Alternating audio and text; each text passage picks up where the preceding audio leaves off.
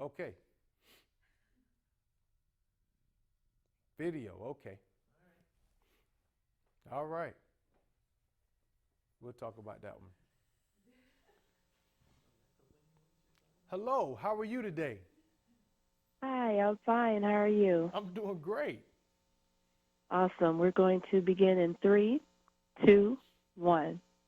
Well, celebrity chef Richard Ingram is no stranger to creating savory, appetizing dishes. And this February, he has partnered with the National Pork Board to help homes across the country prepare pork inspired dishes for their big game watch party, as well as show families some ways to incorporate pork into their everyday meals. Richard is with me today to show us more. Thank you so much for joining me. Thank you so much for having me today. Now, first, Richard, tell us more about your partnership with the National Pork Board. I am so excited that I've partnered up with the National Pork Board and talking about the Taste of Now campaign. And what that basically is talking about, we're trying to educate the consumer about how flavorful pork is, how quick and easy it is to prepare, and most importantly, how great of a value it is, especially when you're talking about hosting a big game party like some people may be doing this weekend, and you're trying to figure out what can I cook for all of these people. Well, why not go to pork? What's better than having pork, like pork ribs, where you can feed a whole bunch of people? And as you know, you always have those one or two people that eat a little bit more than we think that they're going to eat. So why not be able to go and get as many ribs as you want to and have a great value and be able to be versatile in your cooking process and the flavor components that you want to use with that product. Absolutely. Now, being the private chef to Dwayne Wade for over 10 years, I'm sure you Yes. developed your preferences along the way. Tell us, what are some of your favorite cuts of pork? Some of my favorite cuts of pork are the pork tenderloin. I use that a lot in cooking for Dwayne because it is so lean and it's a great protein. When after he comes back from working out, as you work out, your muscles start to break down a little bit.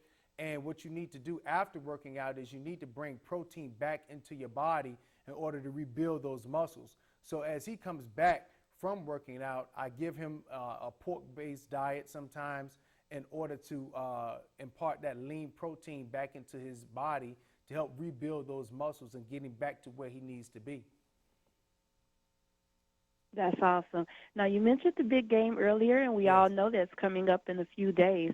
For those of us who are still trying to plan our menu, what are some of your favorite dishes for the big game? Well, one of the dishes that will be made by me will be the oven roasted ribs. And with those ribs, what we do that's a little bit different sometimes is we're going to make a rub. And we're going to take that rub and rub it all over those ribs, all over every surface of the ribs, because of course you're going to eat every surface of the rib. And in that rub, we're going to use paprika, some garlic, salt and pepper, and other herbs and spices. And we're going to rub those ribs, as I said before, wrap them in saran wrap, refrigerate them, and let them marinate overnight so that all that seasoning can permeate inside of the meat. Now we'll take them back out, put those ribs on a pan, put them in a 375-degree preheated oven. You got to make sure that you preheat that oven before you put those ribs in. And we're going to let those roast. Now, using a roasting technique is a healthy way of cooking because you don't have to use any added oils or fat because those ribs themselves are full of flavor and full of moisture, so you don't need any added moisture to them at all.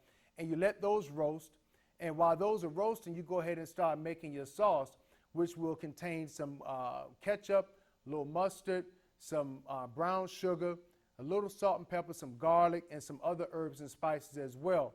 Now, once you bring those ribs out, you drain a little bit of that juice off, you tint it over with some more foil, turn your oven down to 350 degrees, put the ribs back in and let them roast a little bit longer for maybe about 40 to 45 minutes so they get fork tender.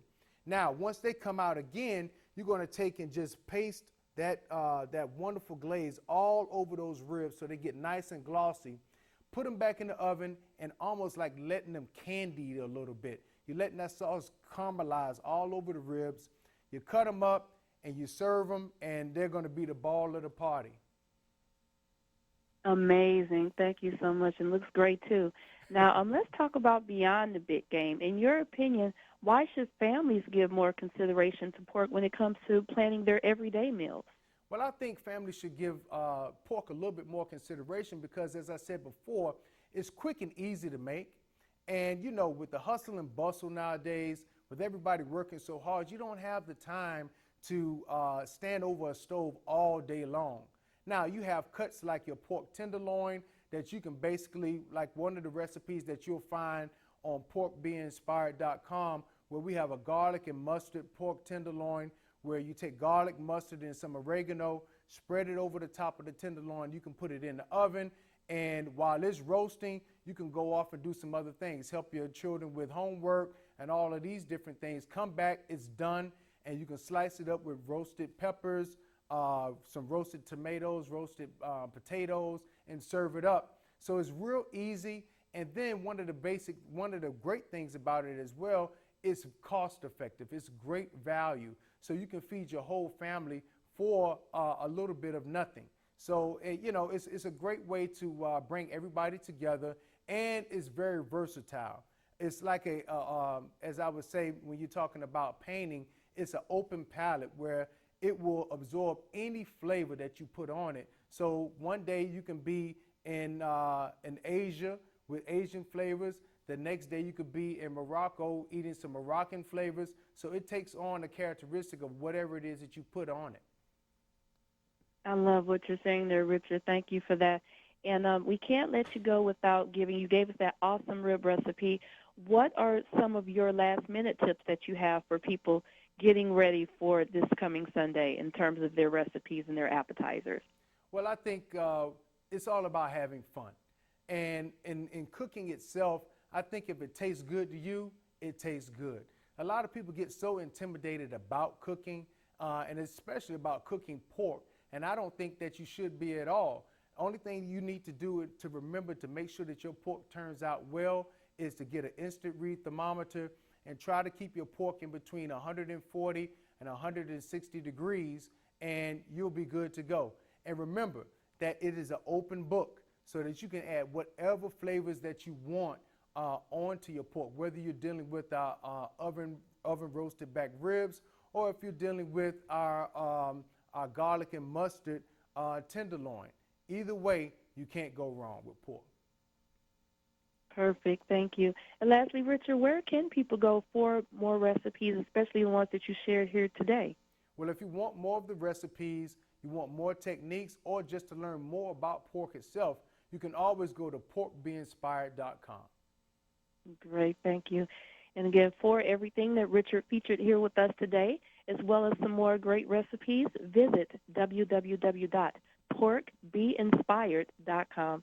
Thank you again for joining me, Richard. It's been a pleasure. Thank you so much. It's wonderful to talk to you as well. Have a wonderful day. You do the same.